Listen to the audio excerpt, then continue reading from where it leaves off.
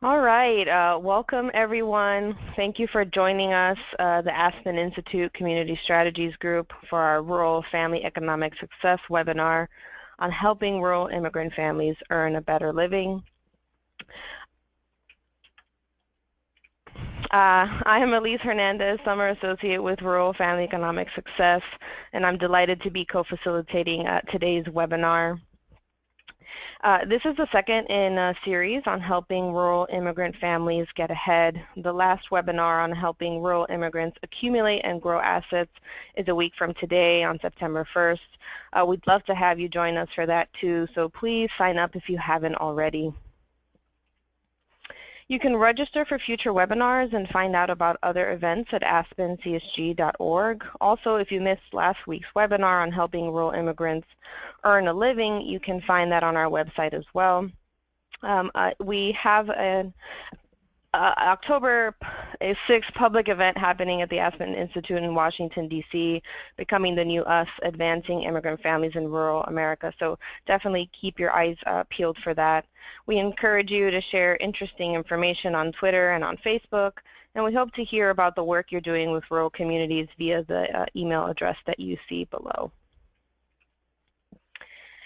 Here's some tech participation info to keep in mind. We've muted you to minimize feedback and distracting background noise. If and when you have any clarifying questions throughout the presentations, feel free to use the questions box in your control panel. We'll also have time during each segment for you to ask reflection questions, so please enter those in the question box as well so we can pose them to our speakers during the Q&A portions. Should you have any technical problems, my colleague Travis Green is standing by to help. If you want to take a second to write down his contact information, I'm going to leave that up. So we have this webinar series on immigrants living in rural communities, which is incredibly timely for several reasons. There are more than 1.6 million immigrants living in rural communities, and they face unique challenges compared to their native-born neighbors. And by and large, they're disproportionately working poor. As you can see here, rural immigrants are a very diverse group coming from many different countries, and for example, the proportion coming from certain countries varies from their urban counterparts, and for example, we see that fewer rural immigrants come from Asian countries and more come from Mexico and Europe. Rural immigrants are also less likely than urban immigrants to be naturalized citizens. And rural immigrants are more likely than their rural native-born counterparts to be working age. Moreover, rural immigrants are more likely to be poor compared to native-born rural residents, also compared to urban immigrants and compared to urban native-born groups. And it's important to note that among each group, children are the most likely to be poor. And so I think that this illuminates and illustrates why addressing financial capability in rural America means addressing the needs of rural immigrants. So our objectives for this webinar are to share new information on rural immigrants and how they're changing the face of rural communities, to help practitioners learn more about rural immigrant families and the challenges they face in safeguarding their household income, and to illuminate two on-the-ground strategies that are helping rural immigrant families build financial capability. And so for our agenda, the webinar is divided into two parts. First, we'll have the basics of rural immigrants keeping more of their family income. Our director, Janet Topolsky, will provide an overview of the Rural Family Economic Success Framework as an approach to advancing immigrant families. We'll then have Gloria Sarmiento from Nebraska Appleseed discuss the overarching context immigrant families face when it comes to financial education and capability, followed by Beth Mattingly, who will share some exciting new national data on rural immigrants and financial capability. And then the second segment will showcase stories from practice.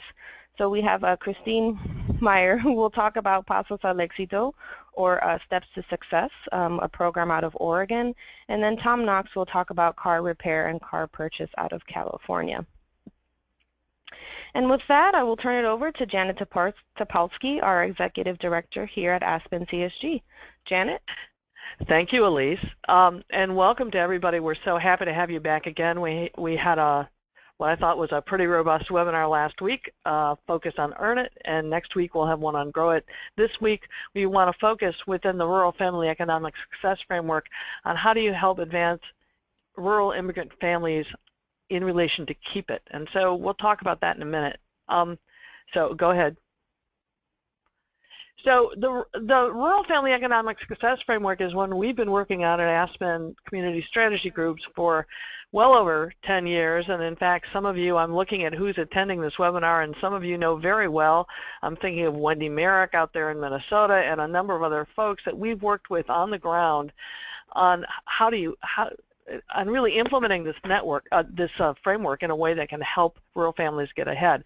So we really focus on what does it take to help families earn more, and there are a number of different goals or strategies that can be used to help families, low-income families in rural places, earn more.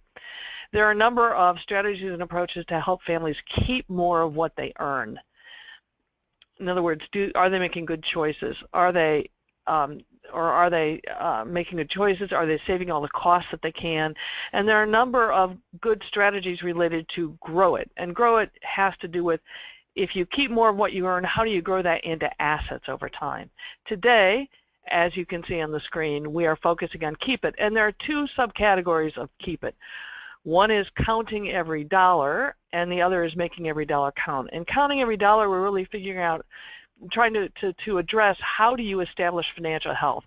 Are families banked or underbanked? Do they have good credit ratings? Can they repair their credit? Things like that. Establishing a mainstream banking relationship. So there are a number of things that you can do to help families on that front. Under the Make Every Dollar Count, there are a number of things you can do to help families protect their income and decrease costs. One is, don't spend as much money on some things as you might, spend as little on what you need as you can. So that's one thing, and we find in rural places that's not always the case, and it's certainly not always the case for low-income families. In fact, there's a phrase often used at the Casey Foundation, the high cost of being poor. It can often be more expensive to be poor or to buy basic goods for poor people than it can be for higher income people. So how do you reduce that cost of living for poor people? And the other thing is to actually protect your income by making sure you're collecting everything you can through benefits, EITC, other things like that. So you want to decrease cost and you want to protect income. So we're going to focus on that today, and the way we're going to do that is by, first of all, turning to our colleague, Gloria Sarmiento, and if you could advance the slide, please, Elise. Gloria Sarmiento, who's a community organizer for the Immigrants and Communities program at Nebraska Appleseed, and many of you know there are a number of Appleseed programs around the country, and they are really field leaders in working with immigrants both in rural and urban America. Gloria is going to start by talking to us about why it's important in the immigrant community to keep what you earn and what they know about that. So Gloria, we're going to turn it over to you now. Thanks. Thank you.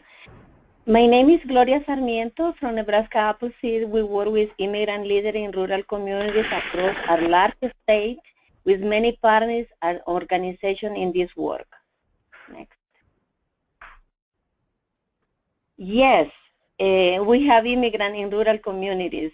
In my work, I see immigrants in many communities, even very small communities all across Nebraska.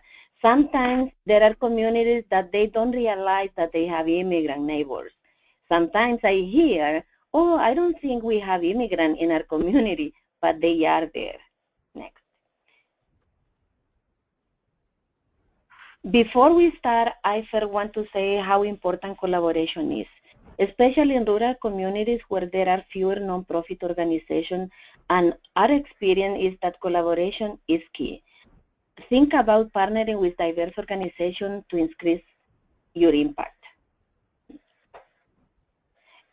Maybe working with immigrant community members is new for some of you, or maybe you want to reach more people. You can do it because you know it's easy. Here are things that you can think about it. Bilingual, bicultural staff make a big difference. I try to reach people in waiting rooms, store, restaurant, church basement, people home, in places where they really, they feel safe. When you want to reach the community, please don't just send an email or put a flyer. Work through personal invitation and building trust. Maybe that's working with partner organization that already has trust. So work together with other organizations. Next. Paying taxes. What financial issues are important? Well, paying taxes, people have a lot of questions and we want information about this.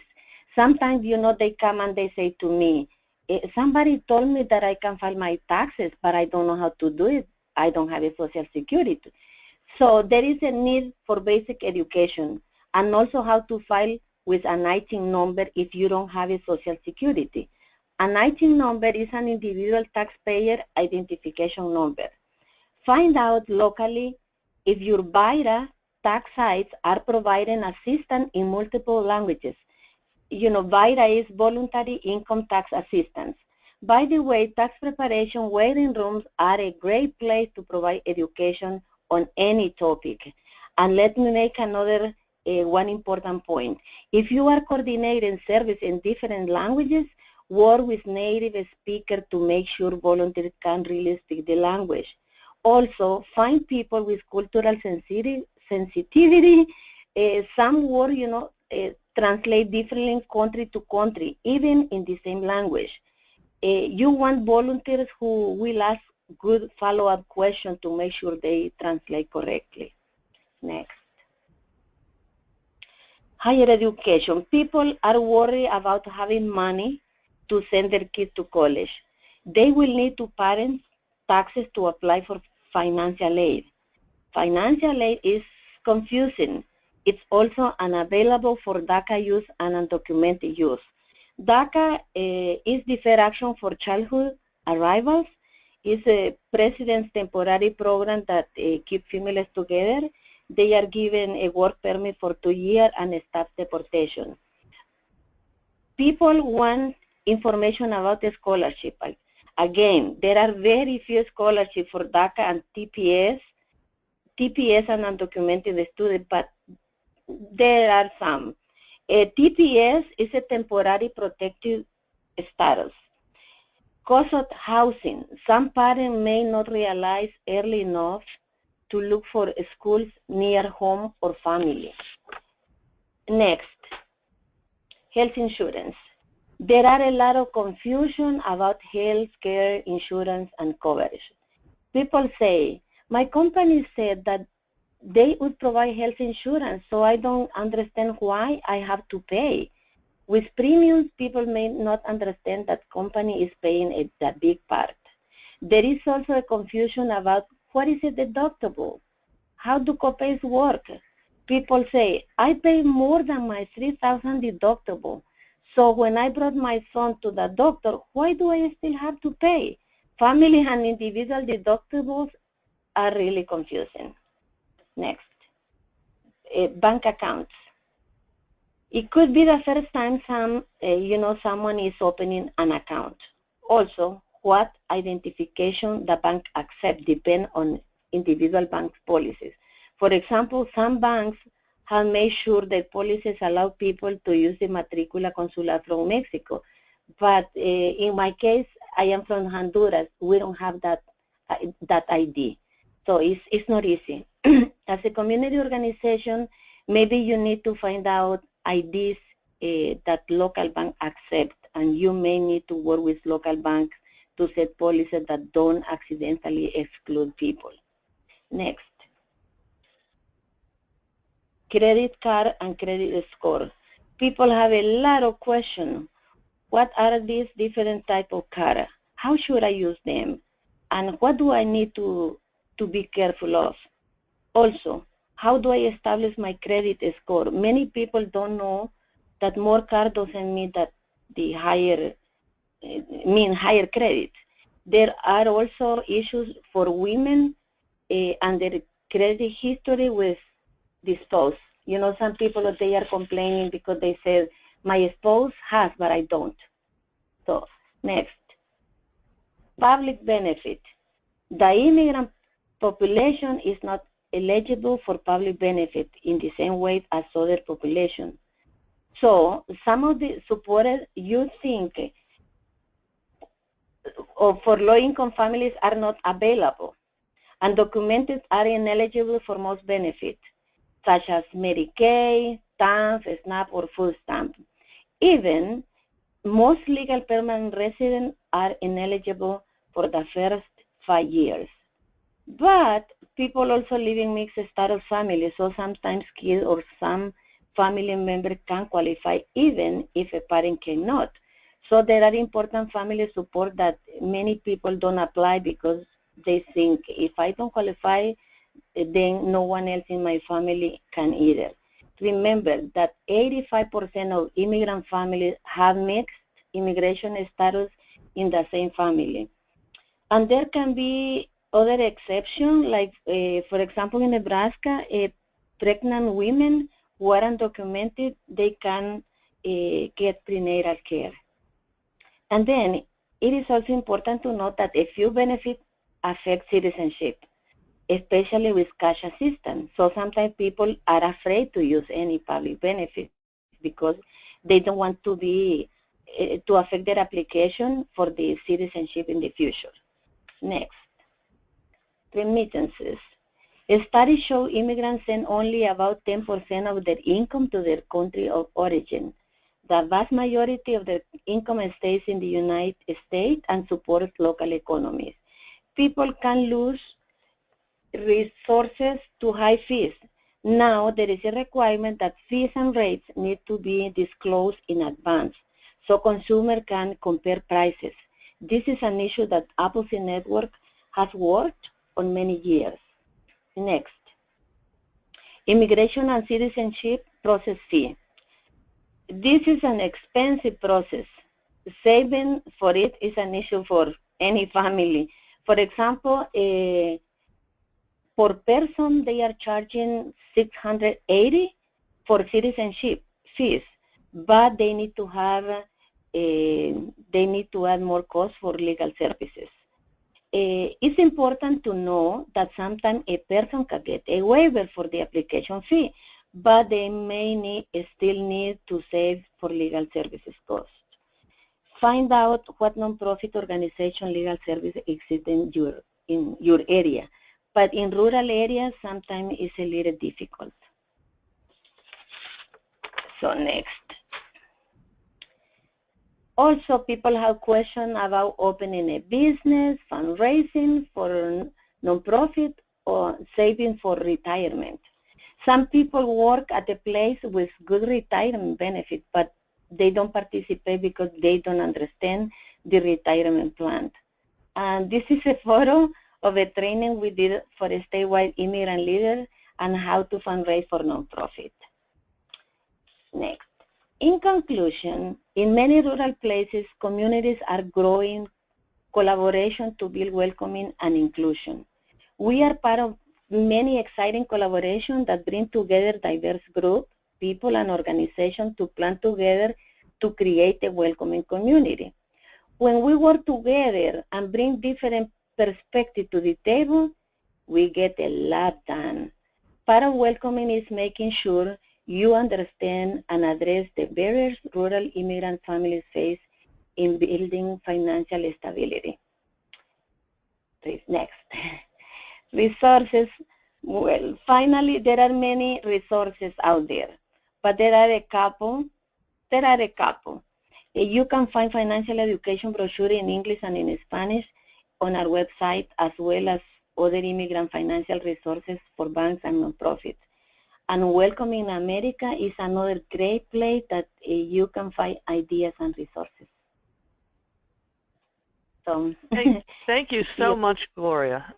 You know, I just want to say that, I mean, those of us who sort of really work on helping families get ahead, low-income working families get ahead, and rural families get ahead, know a lot of those financial things you mentioned are things that families worry about, but I think you really highlighted for us some additional worries and concerns that rural immigrant families have, as well as what any practitioner who's working with rural immigrant families really needs to sort of know more themselves. They have to build their own understanding of some of the issues you mentioned. So thank you very much.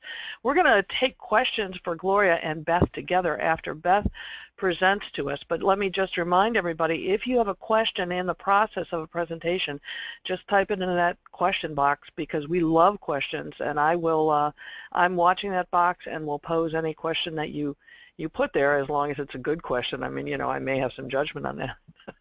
That's a little joke for everybody. So now I want to move on to welcome Beth Mattingly, who has been sort of a colleague and partner with us in this work around rural immigrant families. And in fact, the Carsey Institute, the Carsey School of Public Policy, where Beth is Director of Research on Vulnerable Families, will be releasing a report on immigrants in rural America, and that is the report that will be released on October 6th at the public event we mentioned earlier. So we welcome Beth, and Beth, give us some data that we haven't seen before on rural immigrant families and some of these keep it aspects. Thanks, Janet. Thanks for inviting me to speak on this webinar. We can just dive right into some of the characteristics that do help rural families keep the money that they're earning. So one thing that we know is important is transportation, and this is particularly true in rural America. And here in this slide, I simply show automobile access by place type, rural on the left, urban on the right, and by immigrant and native born. The immigrant are on the far left of each set of bars, and the native born are on the right. There's not much difference between immigrants and native born populations in terms of access to transportation, but not surprisingly, we see that those 4 bars, that double set on the left for rural, is higher than on the right.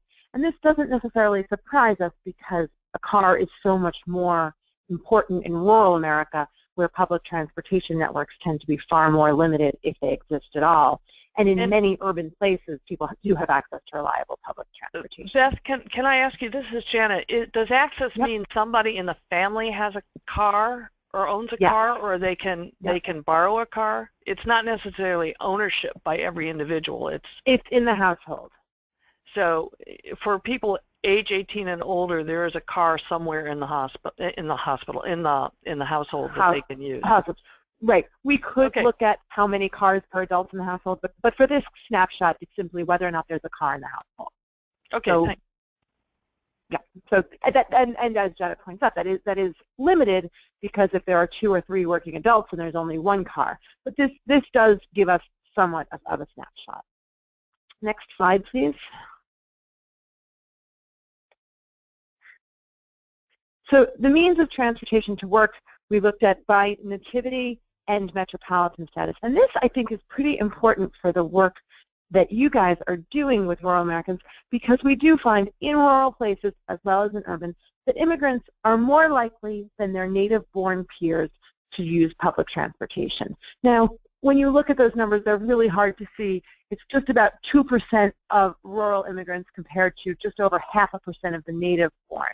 But I think this, especially when we see that the difference in percentage points is even greater in urban America, but when we start to see this and we see this type of a pattern emerging, it just makes me realize that this is going to be a double disadvantage. You know, that rural immigrants are facing a whole host of hurdles, and then above and beyond everything else, they're more likely relying on what are probably very limited transportation networks. Next slide, please. So this shows SNAP receipt by nativity and metropolitan status. So, for example, in rural America, 17% of all people who are immigrants receive SNAP, and of the potentially eligible, 35% receive SNAP. So this tells us 2 things.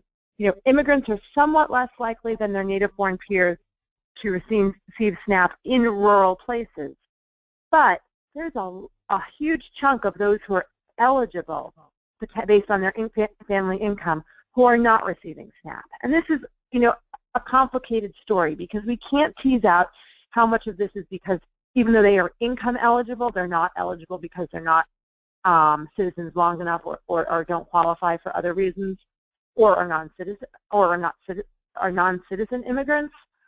But we see that far fewer of the immigrants who are eligible by income receive SNAP dollars. So kind of putting some numbers behind some of the narratives that Gloria was just talking about. Next slide, please.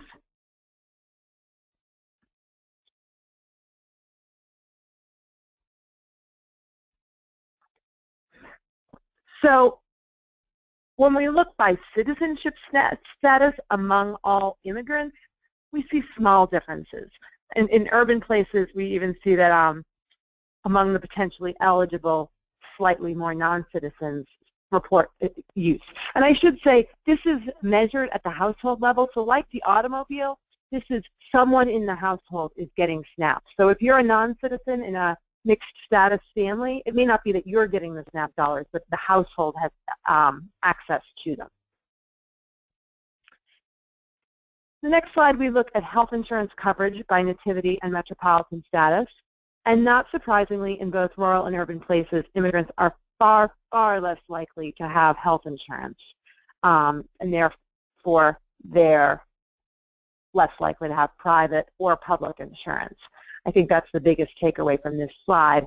And we see that that's not all that much. I mean, different in rural and urban places, more pronounced in rural, but the pattern is very, very similar.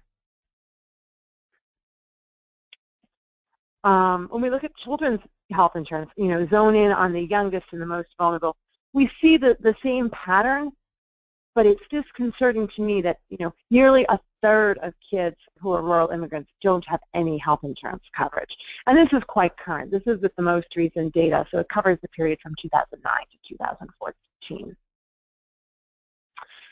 And finally, we just looked at health insurance.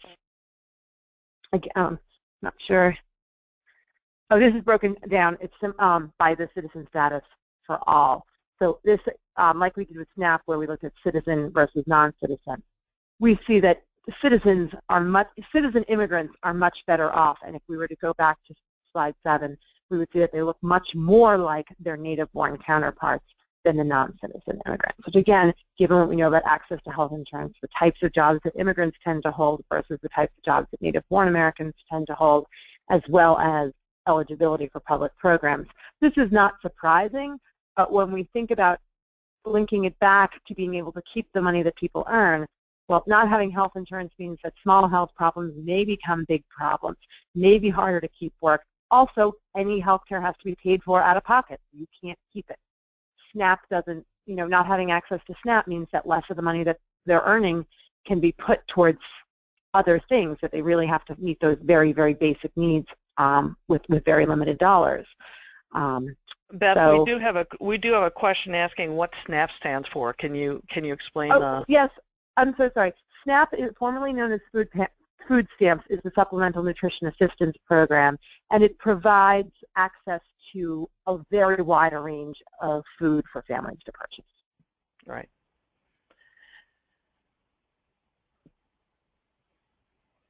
So thank you very much, Beth. Now what we want to do is open for a few minutes, for about 5 minutes, if we can open the, not open the lines, but if you would type in any questions you have for either Gloria or for Beth, and we would be happy to have them answer it. Do you want to explore any of that data more, or some questions for Gloria?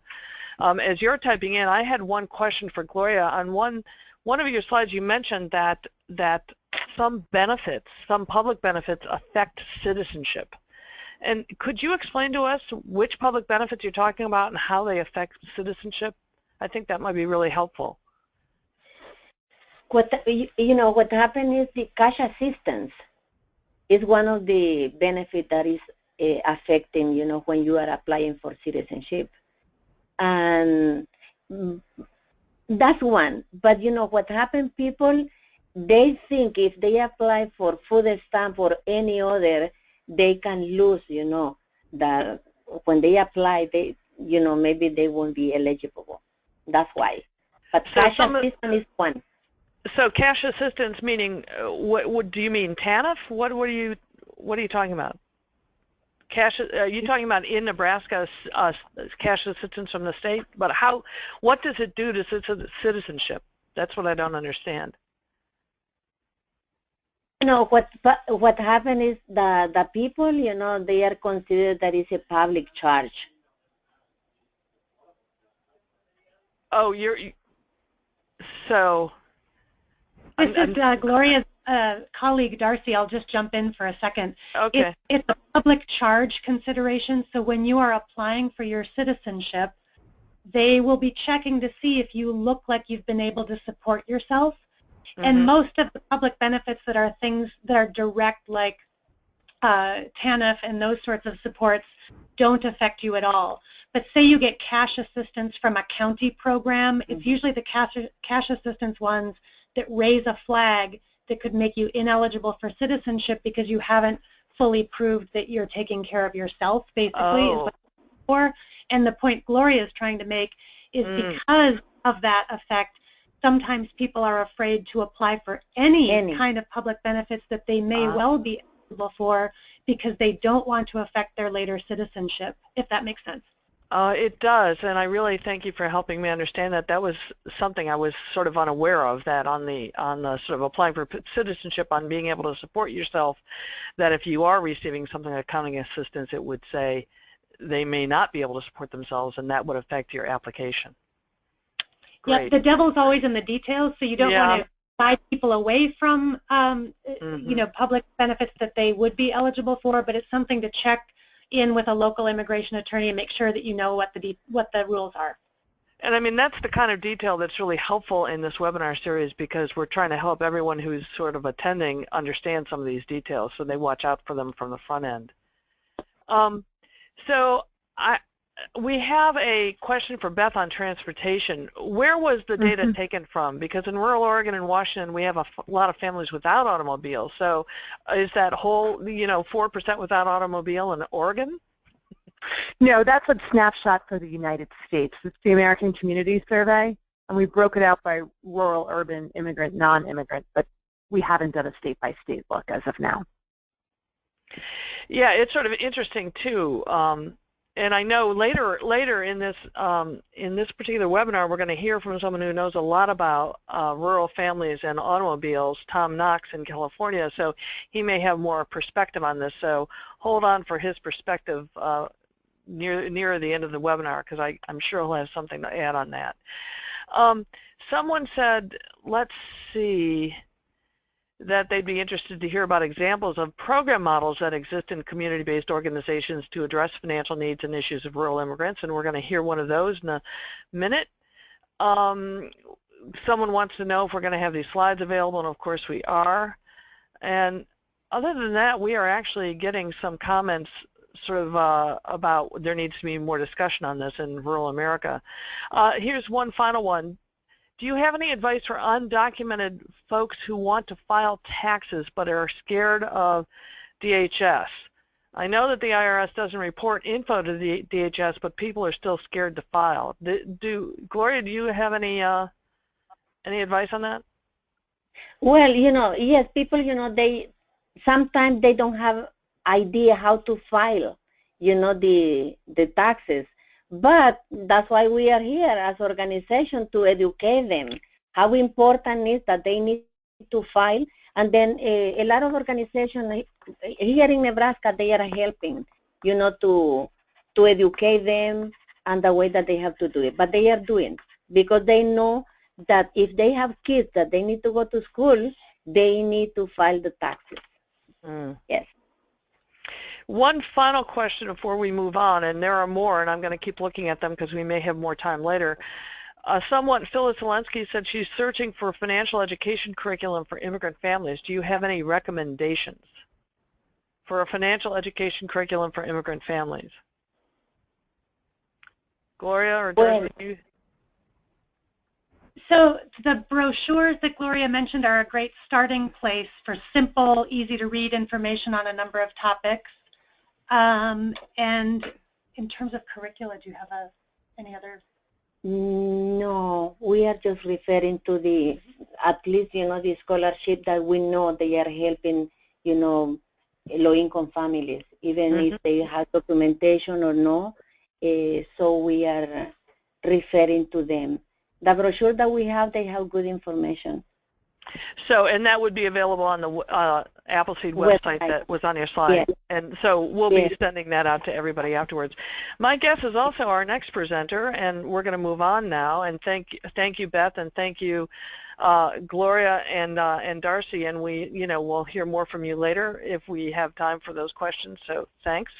We're going to move on to profile two programs, and in each case we're going to have about we're going to have a presentation and then a separate time to ask questions of each of these presenters. So we're going to start with Christine Meyer, a colleague at Rural Development Initiatives in Oregon, the state of Oregon, and she's going to talk to us about how a program that started as an entrepreneurship program found out it really had to incorporate financial education. And the program is called Pasos al Éxito, and I will turn it over to Christine. Thank you. Thank you so much, Janet. I want to thank Elise and Travis for inviting me here today to share with you guys as well. I will be talking a little bit about some financial literacy curriculum in a minute, but first I'll introduce a little overview of RDI and what we do, and then I'll talk about our program and then some successes and challenges. So my name is Christine Meyer. I live in the Dalles, Oregon, which is in the Columbia River Gorge. And our program serves mainly Oregon at this time, but we are also expanding into Washington, Idaho, and we also serve Northern California, all rural communities. We were founded in 1991 during the downturn of the timber industry. So there was some concern about the spotted owl, and as a repercussion, the state limited the amount of timber that could be cut in the forest, which really proved to be a disastrous economic situation for a lot of the rural towns that had developed purely as a result of the timber industry. So our organization started as a state legislative department in order to build capacity in rural communities and help them build on the assets that they did have rather than focusing on the asset that they lost. So we stayed within the state for about 2 years and then branched off and became our own nonprofit organization. So far, we have served over 350 rural communities.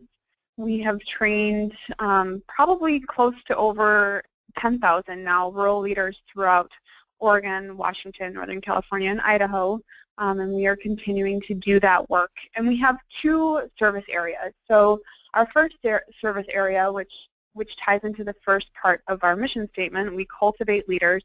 We do all leadership development. We've been able to partner closely with organizations like the Ford Family Foundation, Meyer Memorial Trust, to deliver leadership services across rural Oregon in order to build capacity within those communities. And our second part of our mission is to catalyze rural vitality in rural Oregon. So we have several different programs that help build capacity in economic development in different communities. Next slide, please. We focus a lot on the Tupelo model, and you may be familiar with this. It was developed in a rural community in Mississippi, and it's very similar to Maslow's hierarchy of needs. So if you think of it in that regard, at the bottom of the pyramid is human development. So the most important thing is to build into your people. Your people are your most important asset, and local people are going to be able to solve the local problem better than any outside agency can or will. And each person should be treated as a resource, so everybody has something to contribute. Also, the community needs to meet the needs of inclusivity and equity, and that means sometimes coming up with creative ways to go to the people, and I'm sure that Gloria can relate to that. She talked a lot about building those relationships and getting out to the people, so I'll talk about that in a little bit when we talk about the Pasos al Éxito program. But the next rung on the Tupelo model is leadership development, and so you have to be continually and consistently building into your human development and meeting basic needs. And once those needs are met, then you can start to move into the leadership development, then organizational development. After that comes community development, and finally at the top of this Tupelo model pyramid is economic development. Every community wants to achieve economic vitality, but it's important to continue to build into those lower rungs while you continue to move up. So, so thinking about that, I'll tie back into this. But this is the Tupelo model. It's been very helpful for us as we develop our programs. Next slide, please. Okay, so pasos al éxito. We'll tell you a little bit about the history of that. It means steps to success. So it started as a curriculum that we had in our organization about 10 years ago called Made at the Kitchen Table. And essentially the idea is that not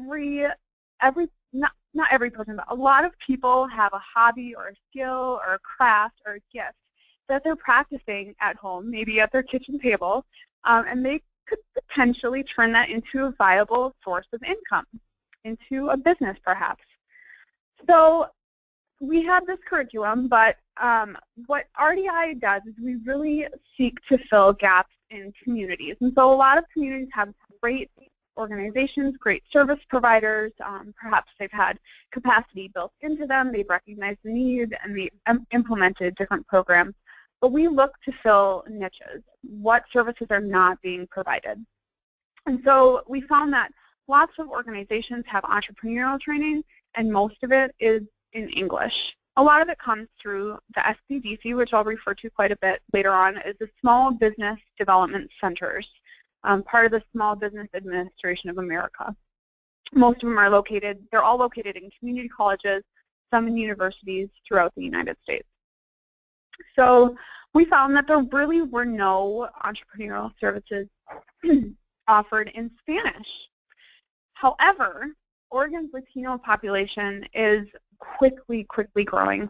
It's up 64% since 2010, and the largest growing population in Oregon, even though Oregon has been like #1 for population growth the last 3 years in a row, is coming from migration.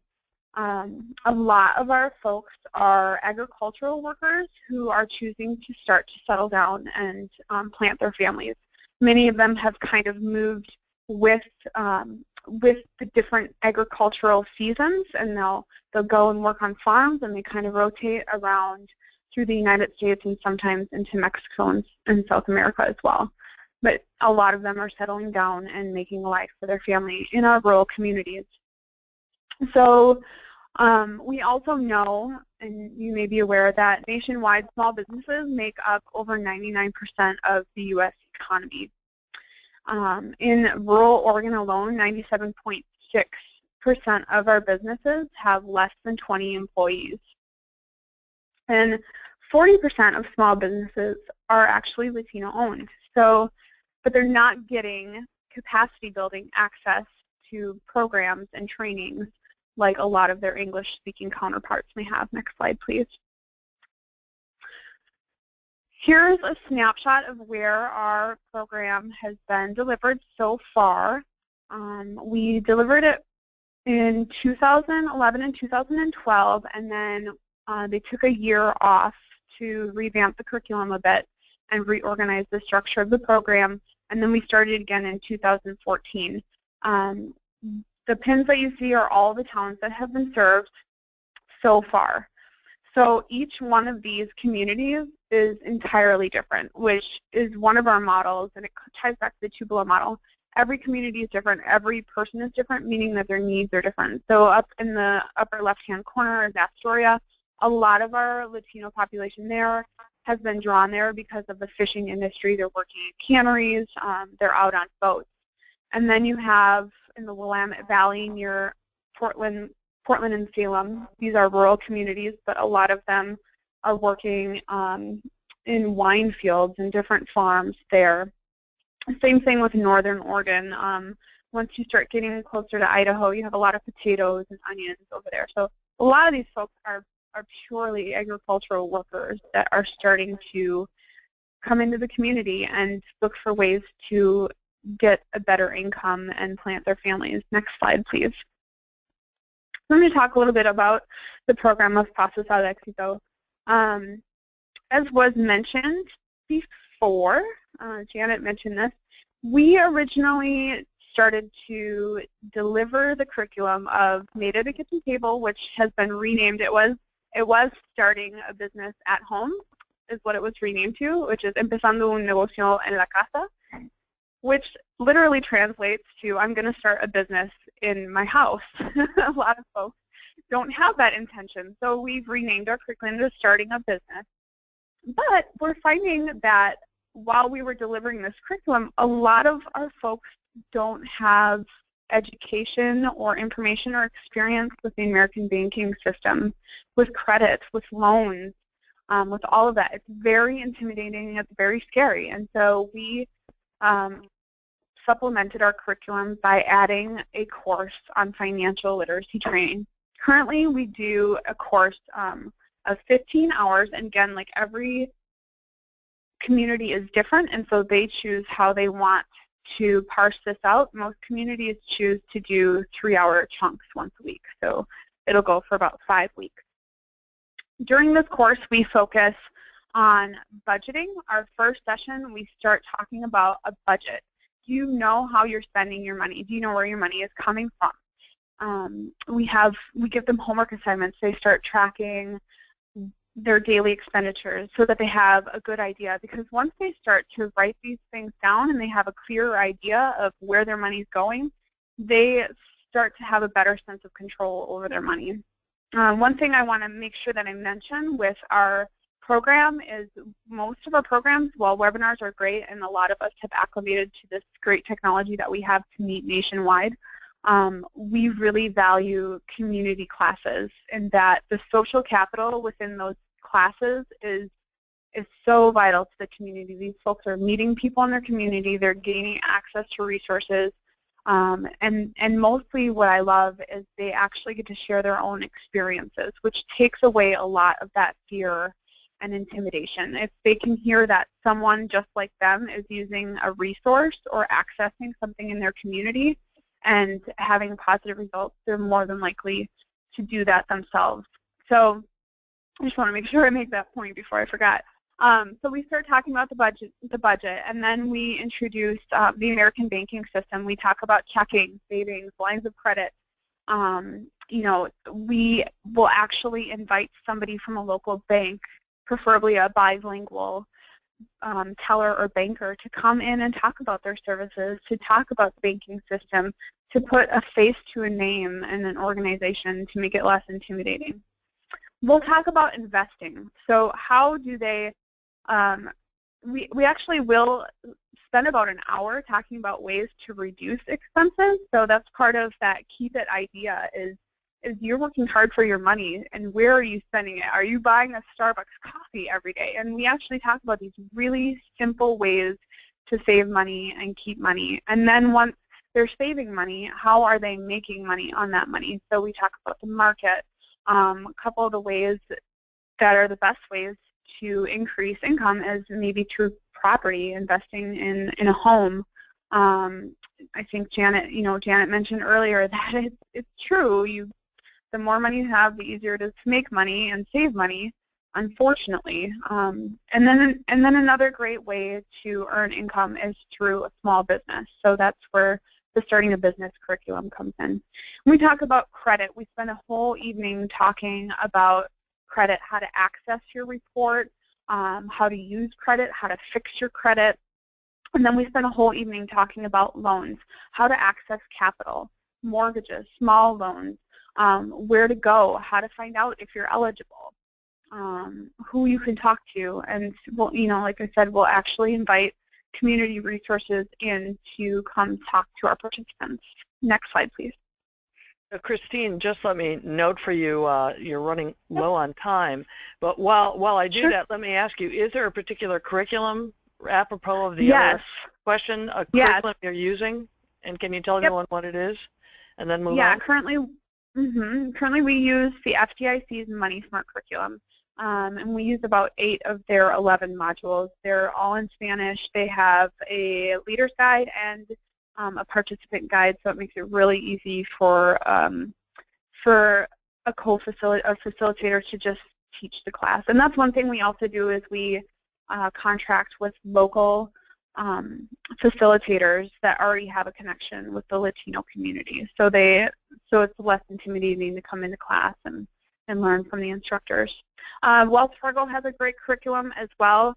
There are lots of great curriculums out there. It's just a matter of finding out what your community's needs are and what the curriculum offers. And you are always able to take your curriculum and update it yourself as well. We will add these. We'll add these to our resource page that we make available to everyone in a few days after the webinar. So carry on and carry forward. Okay. So yep, quickly, fast. Okay. So that was. I just want to make sure we hit heavy on the financial literacy training.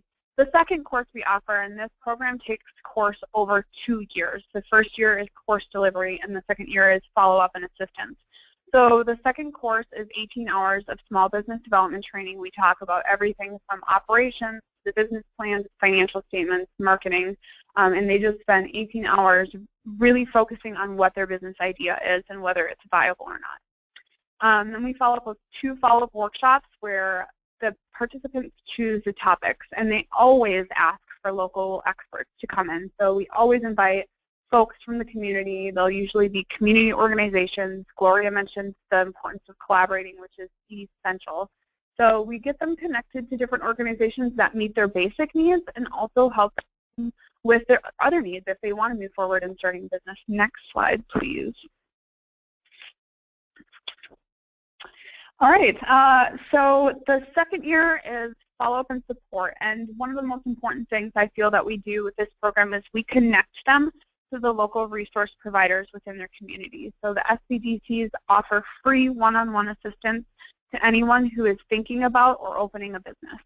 They do one-on-one advising. They also have lots of courses offered through their centers. One of the things that we've done with them as our partners is they've helped us co-facilitate. You can see in this picture my co-facilitator, Jose, is an advisor with Small Business Development Center. I am as well. And so we've helped build capacity in both ways. They've partnered with us, and we've also helped partner with them so they can offer other offerings in Spanish, like QuickBooks training, maybe taxes, business plan training in Spanish. We also connect them to the IDA program, which is Individual Development Account. And that is a 3-to-1 grant match program. They pay a small administrative fee. There's quite a bit of paperwork that's involved with it, but they're making $3 for every dollar that they can save. They will save money on a monthly basis from 6 months to a year, and this money is money that they will get back and never have to pay back as long as they spend it on a certain thing. So what we focus on are small business IDAs. They could purchase an asset. So if they save $3,000, they will get $12,000 towards the purchase of an asset. So their 3 is matched with 9 to walk away with 12. They can also use IDAs for education, buying a home, fixing a home, and also this year they just added the ability to purchase a vehicle if they need it for transportation to work, which Tom may talk about later. ITINs, individual tax identification number, Gloria talked about that, but that is supplemental. That's in place of a Social Security number, and basically it's so they can pay taxes, right? So, and they can open business accounts with an ITIN. They can register their business with an ITIN. So they can do everything they need to do with a Social Security number with their ITIN instead. So we connect them with organizations that can get them registered with their ITIN. We get them connected to market research tools, and we continue to coach them and refer them to the agencies within their community that can help support them long term. And not only that, do we focus on small business development, but also what are their basic needs. So if you're thinking about doing a program like this in your community, here are some good questions to ask as you're scoping a community. For us, we know that no community is the same, and so the first question you have to ask if there's interest or demand from the community. Do they want something like this? And then is there someone local that can help co-facilitate? Again, people are more than likely to use the service when they have the relationship built, when they recognize the face and the name, is their capacity to support participants long term. If you're just going to teach them something and not teach them how to go out and fish and give them that support to go fishing, it's maybe probably just going to end in the classroom. And so looking at who can support them long term. We have to work a lot around the seasons, the agricultural seasons in the industry. So looking at what class schedules are going to work for each community. Who are the major stakeholders is a big question. Who are the folks that you need to make sure that you're connecting to? And not only that, but how do you reach out to the Latino population? How do you go to them? Because oftentimes it's not enough to just send an email like Gloria said or post a flyer. And then what are the other services for Latinos? Again, we're trying to help them learn how to build a business, but also what are some basic services that they can help get in that during that time. So here is a list of our funders. We do a $20 participant fee. One of the things that is helpful for a program like this is to eliminate any barriers for participation. So we talked about creating a schedule that works for the participants. We also offer childcare at every session, and we have a meal together ahead of time before the class starts, and we eat as a family. So let's say we meet at 5:30, we all eat together, and then at 6 o'clock children are dismissed, and we have class from 6 to 9. And so we're eliminating the barrier of getting food on the table and finding childcare.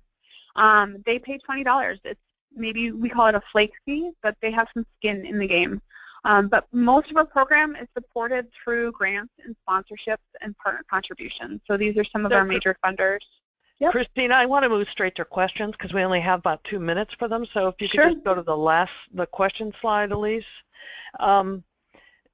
because we won't have time otherwise. If you have a question for Christine, could you give it to us now? We do have one that's in already, which came in early in your presentation, but I saved it for now, which is, you mentioned when you were talking about the Tupelo model about the human development at the bottom of it, and I think it was Eric Toledo wrote in, he said, how much are funding institutions willing to invest in developing the human resources? Building capacity is not as tangible as building a facility, for instance. So have you been able, I mean, since you said that's really at the base of the model, have you been able to get support for that piece of it? Well, that's a really good question, and it's a really good point. It's hard to prove sometimes how you've built capacity. It's really hard to see that fruit. And so one of the things that we have done in the last couple of years is we've really implemented a strong evaluation process. So we ask questions like, are you saving money? Have you started a business? Have you started an IDA? Are you feeling more connected in your community? And so having some of those metrics available for funders really makes that process of getting funding a lot easier. But yeah, it's true. It's very hard. And for starting a business, one of the successes we say is maybe they didn't start a business and they didn't blow their life savings because they realized that their business idea was not going to be viable. And so that's what it's successful in itself, but you can't prove that to a funder necessarily. So yeah, it's kind of looking at what your metrics are going to be and how you're going to evaluate that is very important. Yeah, and I mean, just to add to that, and then we're going to move on to Tom, I think that, there's plenty of research that shows, for example, when immigrants become citizens, it sort of changes, it can have an impact on confidence level and comfort and all of those kinds of things. I think the same thing is true of becoming more financially capable. And so the more confident and comfortable you get, the more you're likely to get ahead on other important earn it, keep it, and grow it goals, getting a job or having the confidence to apply for a job. So it's really important, and I want to underline what you just said, Christine, and I thank you for saying it, that think about what you're measuring. You're not just measuring whether someone has a bank account. You need to sort of figure out how you're going to measure before and after in a program in order to prove to funders that you invest in this not just to make sure that rural immigrant families get banked. It's part of them getting ahead in their life and in their economic prosperity over time. So everyone should really be thinking about what are the sort of softer measures that we may not be collecting that are actually quite important to collect in order to prove to funders that investing in some of these these like financial education programs have a whole lot of side effects, and I know that's true. And this is my transition. Our next presenter, Tom Knox, and I met Tom through someone who I call a Rufus, or a Rural Family Economic Success Action Hero, a fellow named Peter Kilby, who works for WestCap, a community action program in Wisconsin, central Wisconsin, rural part of Wisconsin, and who runs really what is one of the best car purchase programs, if not the best car purchase program for rural families in America. And they did a study of the impacts of their car purchase program, WestCap did a number of years ago, and showed all kinds of tangible benefits for families because of their car purchase. That had nothing to do with the car purchase. You know, they were more confident, the kids are doing better in school, you know, they got new jobs, all of this just from getting a more reliable car. So I want to turn over now to Tom, who is going to come at this keep it thing from a very different place, and it has to do with saving cost, but it has to do with a heck of a lot more for immigrant families. So Tom, I'm going to let you tell the story. Thanks, that was a great intro, and I really appreciate the great job you and your team have done in setting this up. So really happy to be speaking this morning. So Valley Clean Air Now is a nonprofit in California's San Joaquin Valley, and can we go to slide 2?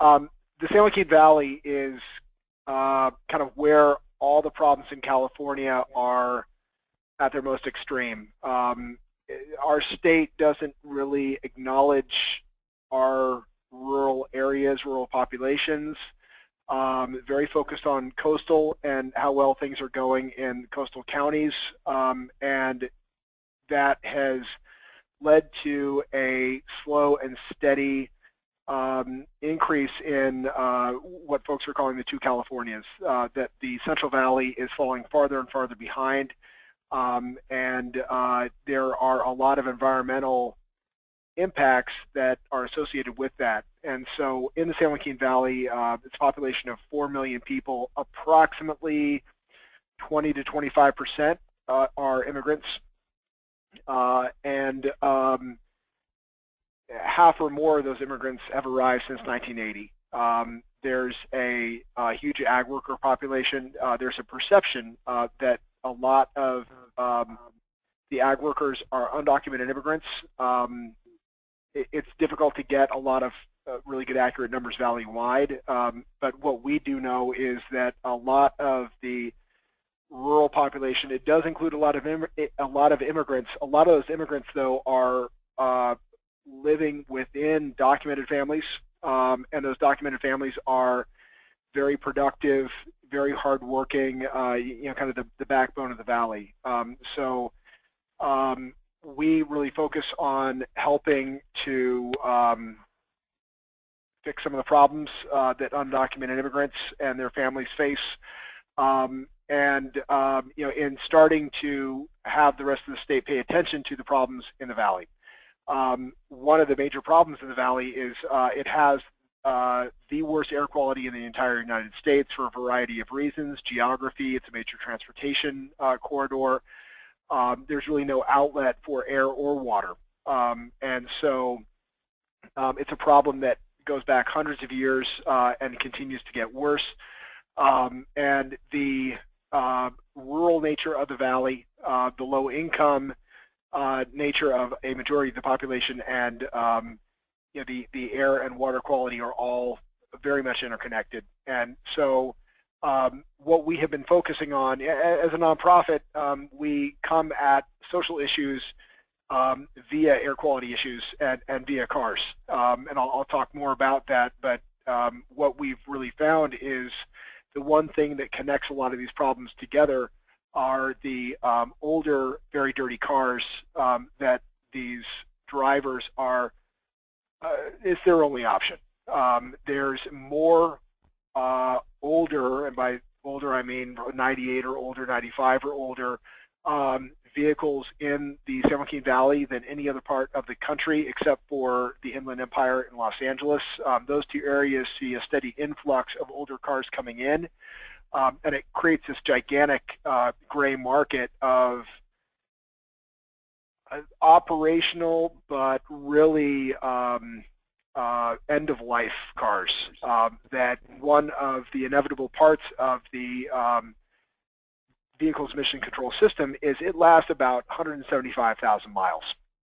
It's on its third or fourth owner by that point. You know, the person least able to pay for the maintenance of the emissions control system, when it does fail, that driver who has been keeping that vehicle registered every year, which requires a smog test every other year, once they find out that they've got maybe $800 in repairs necessary to re-register their vehicle and get it smogged, that is the point where they are out of registration, and they're looking over their shoulder, and through no fault of their own, they're now driving an illegal vehicle with really no pathway to raise the money to get back into the system.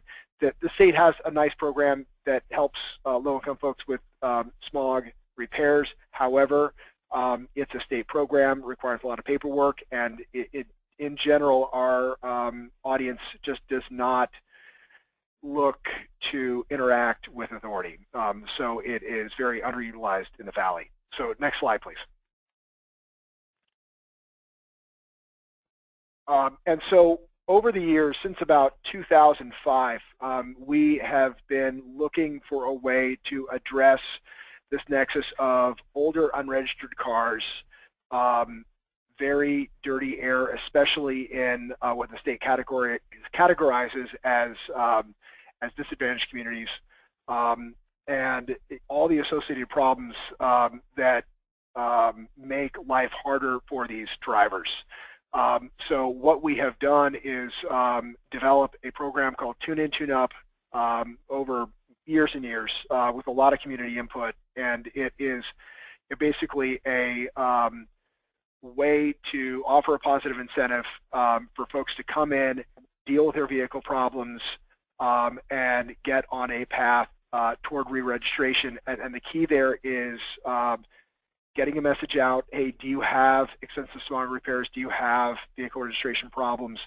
As soon as people hear that, they're very strongly motivated. And then the kind of trigger for this is a voucher worth $850 in smog repairs that they're very happy to do whatever's needed to get to that event and get that voucher. So we hold events roughly every other weekend throughout all 8 counties in the Valley, so about 24 events per year. It's cycled the last about 6 weeks, very intensive outreach that is focused at the most impacted census tracts in the state, which most of them happen to be in the San Joaquin Valley, getting as deep as we can into affected communities, partnering with churches, you know, all the different types of organizations, both formal and informal, that exist within these neighborhoods. And we are now very well known within low-income communities, very unknown as soon as you kind of hit middle income and up. Tom, just to yes. sort of like, can you at least describe what the event is? The event yes. is a flyer goes out and says to people, come in and get a free smog test. Is that what right. what they're right? asked So to do? we get the flyer out there. We're very paper based. The flyer says, you know, are you having trouble with smog repairs? Are you having trouble with vehicle registration? And we get it out of flea markets, churches, liquor stores, etc. And so we do probably a month or more of intensive outreach with our community partners, and we let folks know that we are not the government, we're not checking paperwork, we're not reporting anything, this is a safe place to come. And you know, half of the vehicles that then end up attending the event are unregistered, and they're actually breaking the law to even come to the event that morning. We meet with the police well ahead of time. They do not pull anyone over for a vehicle violation that morning in that area of town. And so they're very, very supportive of the idea that our customers are trying to get legal. Once they're at the event, we have about 500 people or cars. Folks camp out overnight. We have about 200 people in line at 5 a.m. And then you can imagine a football field full of cars. And we then spend the rest of the morning, we open the gates at 6:30, we spend the rest of the morning pulling them through a tent. We've got certified smog testing personnel in the tent running just a constant stream of tailpipe emissions tests. If you fail the test, you get a voucher, face value of $500. It actually is worth $850. The 60% of the vehicles that fail at the event get that voucher, and then we direct them to one of the smog shops that's at the event to make appointments. And then we also now offer a option for vehicle replacement. So now, next slide, and I'll try and speed up. I know I'm talking too much here. And so this would not be possible without our partners, and it kind of shows how tricky it's been to build this up over the years. We started doing this on our own once we got enough data on the fact that there, in fact, are 2 or 3% of the vehicles on the road in California are unregistered. The Valley Air District joined in as a partner with full funding, let us grow to the point that we are now. The California Air Resources Board then makes vehicle replacement possible, and then I'm on the phone this morning trying to hustle up the funds out of the budget to continue the program. And the success here is really within those agencies in reporting the data that there are 10 times, 50 times as many of these cars on the road in California, that 2 or 3% of these vehicles could be creating half of all the vehicle emissions in the state. It's a massive problem that has been underreported and has been allowed to just grow over the years. And the great thing is, we're creating a lot of data, but at the same time, we're creating quantifiable emissions reductions in these disadvantaged communities. We like to think that this is the most immediate means of reducing air emissions in those neighborhoods today. And so the impact really has been with the working families, many of whom are immigrants or within the farm worker community, and we've listened to them, we've understood their problems, and we've really tailored the program to them. And we have folks crying, we have folks telling us these stories of, I've been unregistered for 6 months, this has been incredibly scary. The vehicles get impounded all the time, and just this simple act of smog repair, they say, hey, look, I'm going to catch up on my back child support. I'm going to, pay my traffic tickets. I'm going to do this. I'm going to do this. The act of getting them more mainstreamed, we feel leads them deeper into, more solid footing in life. And so I mentioned vehicle replacement. That is where we've really been able to deliver amazing benefits to these families and see some really tangible outcomes. The vehicles that are 1995 and older at our events, you can't clean them up to modern standards. They really ought to be crushed. We see about 60 cars, 95 and older, failing emissions each event, who we run through screens, we qualify, we introduce the idea that we can give them up to $9,500 to buy a plug-in electric vehicle or $7,000 for a hybrid. We complete purchases on about half of those customers within the next 2 weeks. The customers are going from a very expensive gas guzzling car, they're throwing a couple $100 every other month into just keeping it running, to the fuel and maintenance savings basically covers the vehicle finance cost, and they're in a very, very reliable vehicle, and they just love the idea that it's a very clean vehicle that is not polluting their neighborhood. So they're now saying, what else can I do? And so we're working with a lot of other providers within the state's carbon cap and trade program. There's solar available, there's weatherization, there's a lot of other things out there that we can continue to get these benefits into the most severely disadvantaged communities. So all along we've pushed very hard to have guidelines that enable rather than restrict. It's probably the most open program in California in terms of qualifications. And they are tailored to allowing undocumented residents to really access these services, because it's the vehicle emissions, it's not the family. It's not the people. We're after their environmental impact. So we accept ITIN numbers. We encourage those who don't have an ITIN yet. We partner with the Mexican consulate. And we do everything we can do to create a very welcoming environment for them. And this is all based on a household's qualification as less than 225% of the federal poverty limit. Once they cross that barrier, we feel like they're qualified. And so there aren't a lot of restrictions beyond that other than some kind of more common sense fraud restrictions that would keep them out of the program. Once they're in, we want to mainstream them as much as possible. We work with credit unions and work with other service providers to get them banked to make sure they have a vehicle warranty so they keep the vehicle maintained.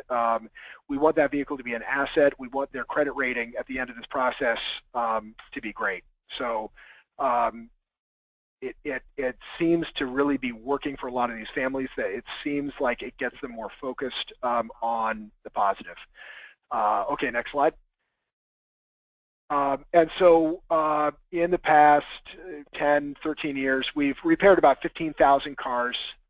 Each of those repairs is a very, very significant reduction in air emissions because at least half of them weren't on the books because they got kicked out of registration. So these are new and unique emissions reductions, which is very valuable. And then in the past year, we have done now to about 575 replacements with plug-in electric vehicles or hybrid vehicles. And so many of those families are coming back to us and saying, I'm saving for college. We're saving for a down payment on a home. We hear so many examples of these families taking kind of outsized steps forward compared to the fact that it's just a new car. But for a lot of our customers, this is kind of a new life for them. So it's very, very exciting. Okay, next slide, please. We've figured out a very, very reliable system to get this done. The challenges are we're still in the valley without a whole lot of attention being paid to the valley. It's always a struggle to get the attention of the rest of the state that has the resources to fund these types of programs. And so there's a major kind of out of sight, out of mind thing, which I am sure resonates with most of the people on this call. It's tough to get attention for rural issues in California. Next slide, please. Enormous help for the last couple of years as we've been doing the vehicle replacement program has been Peter Kildee with WestCap, Ways to Work, More Than Wheels in New Hampshire. There's this amazing network out there of nonprofits who have been doing vehicle work since the 80s that we could not have done this without the input of Peter and others, and the experience and wisdom that they've been able to pass on was just absolutely necessary for us to start to figure out kind of the assumptions that we put together to build the program on. And then in terms of where this goes from here, I'd like to point out to folks who are interested in vehicle issues that the Volkswagen enforcement action, there is a settlement agreement that is still a few months away from being finalized. In that settlement agreement, there is a lot of money available nationally to do programs aimed at producing quantifiable reductions in oxides of nitrogen. One of the programs called out in the VW settlement is to do scrap and replace of high-emitting vehicles with plug-in electric vehicles. US EPA is not enchanted with this idea, but it's in writing, it's out there, and I've pointed to this as being an opportunity for this great national network, these folks who understand the value of reliable transportation to these hard-to-reach populations. It's the best bang for the buck to get very old, high-emitting, unlikely to be repaired vehicles out of circulation, crush them, and get the absolute cleanest vehicles out there. And it's least likely that plug-in vehicles would end up in disadvantaged communities without some kind of radical intervention. This does that. I really want to thank all the folks who helped us get to this point, and this whole session this morning has been very valuable to hear all your perspectives. So thank you. Yeah, and I want to thank you, Tom. And please, if you have a question for Tom, type it in now. I do want to mention that, you know, we don't often think, I know some of the people who are listening on the call, and they might all be saying, wow, this is out of left field. I mean, how could an environmental sort of like someone who cares about the environment or carbon come into all of a sudden working on what ends up being rural family economic success? And I mean, you really backed into it and became a social entrepreneur around it. For those of you who don't know, which is most all of you, Tom at one point was a consultant to Chevron. So how interesting that he moved from that into this and now has great passion for this. And I only mention that because I think that the more people become exposed to what the reality is of living in rural places, and not just the poverty reality for rural immigrant families, but this sort of like, and it's all interrelated with the environmental situation that we have, and that you can have a win-win by going at this. I was sort of, I don't want to say skeptical about this, but Kristen on our staff and I did a presentation on this program to the Rural Impact Demonstration last month, I think it was.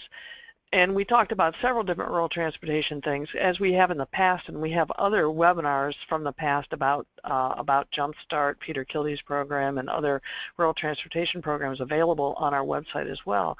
But when we did a presentation and mentioned this program a few weeks ago to 10 demonstration sites around the country that are trying to address two-generation approaches or create two-generation approaches to attack family poverty, we had so many heads nodding in the room saying, oh, we know we've got a lot of folks living, immigrants or non-immigrants, a lot of rural folks living in our regions who don't have their cars registered, and a lot of it, and of course, you know, smog testing varies from state to state, and you have to find out in your own state what's important, or you know, what the smog sort of qualifications are on the vehicles. But a lot of folks won't register their cars for a whole range of reasons, this being one of them. So what do you know about that? I mean, it sort of wasn't on anyone's radar screen, but it clearly, I mean, just the sort of not having to look over your shoulder every time you get in the car to drive because you know you're not registered, you know your tags are expired, and the reason you can't get them re-registered is because you can't afford the darn repairs of the car that would make it pass inspection. I mean, so what can we do about that? And certainly it deeply affects rural immigrant families. So I just want to thank you for that, Tom. Tom, we did get a question, a couple here. One of them is, would you be willing to provide a copy of the flyer you're using to promote the event? Obviously someone's already thinking about it. Yeah, sure. No, that's great. And on our website, which is on the last slide, one back, if you go to our website and you click on the Tune In, Tune Up tab, all our upcoming events are listed there, and each has a flyer in English and Spanish. Mm-hmm. So you can grab those PDFs. So we have another question. Actually, it comes from two people. I think it's Barb Wallen probably asked, $9,500 toward a plug-in vehicle, that's not enough to purchase the car, is it? Do they facilitate financing? Perhaps I missed something. So you did, you know, Tom was really talking about two programs. One is registering cars that already exist. One is if it's a really old car, they have another program they put together to help rural immigrant families buy new cars. And where does this $7,000 and $9,500 come from? And how does that turn into a new car? Sure. So it comes from California's Carbon Cap and Trade program, which is one of the major elements of California's carbon strategy. And so I won't go into details, but major... But did you have to apply to get the funding from them? Roughly, yeah. There was some legislation, and then we kind of got into the queue and raced to the front and grabbed the money and went. And so the money is meant to fund direct reductions in carbon emissions, and so in this case we're reducing the amount of fuel consumed by putting folks into either very efficient vehicles or zero-emission vehicles. And so when this started 18 months ago, we said the same thing. Man, $9,500 to buy a plug-in vehicle, it might as well. That gap is way too much, and that's when a used battery electric vehicle or plug-in hybrid was still over $20,000. The only type of vehicle on the market that is coming down in price are used plug-in vehicles, and then there was some price inflation with hybrids, and so there's a gradual coming down of the price of hybrids. A lot of the most efficient gas-powered vehicles are steadily climbing in price. A used Nissan Leaf battery electric vehicle, which was $22,000 used 18 months ago, you can now pick one up for $8,500. So you can buy a used battery electric vehicle for essentially no money through our program, as long as you can deal with the 60-mile range between full charges.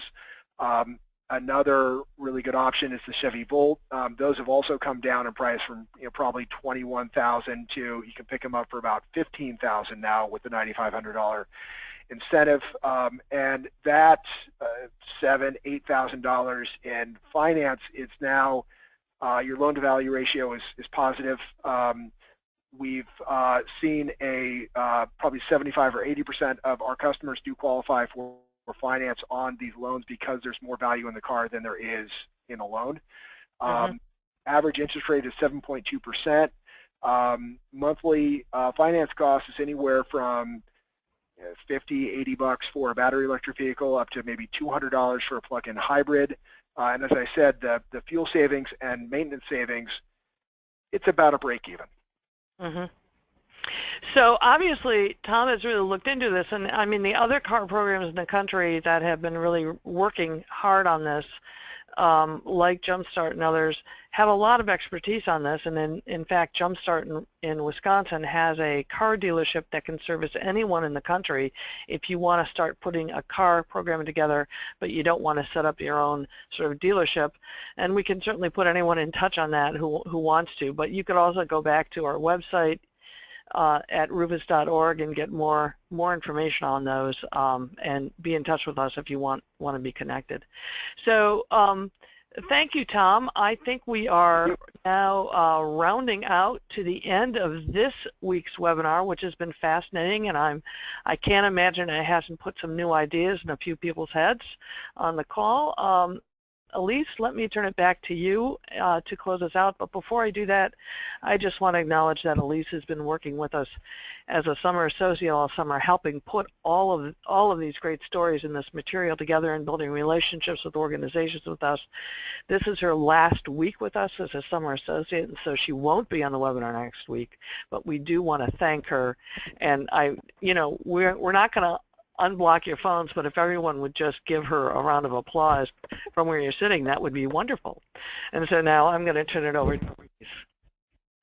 Thank you, Janet. That was incredibly kind, and I have been very, very lucky to be able to do this work and to be able to do this work with the Community Strategies Group. Just for clarification, though, I will be listening in. I just won't be facilitating on the next webinar. So thank you, everyone, for engaging, for sharing, and for being really thoughtful about this topic. Thank you again to Gloria, to Darcy, to Beth, Christine, and Tom for helping us learn a bit more about helping immigrant families in rural communities build financial capability. We'd also like to thank the Annie E. Casey Foundation for their support of this webinar series and their continued support of rural family economic success work. We really hope that this webinar has been useful to you, but please do let us know what you think. So after the webinar, you will receive a quick survey. Take a second to answer some questions. Let us know how we're doing and in what ways can we improve. And please register for future webinars and find out about other events on our website. Again, another reminder that our next webinar, Helping Rural Immigrants Accumulate and Grow Assets, is on September 1st from 1 to 2:30 Eastern Time, so please register. And with that, I will close out the webinar. Thank you once again and say have a good rest of your day. Thank you. Thank you. Bye.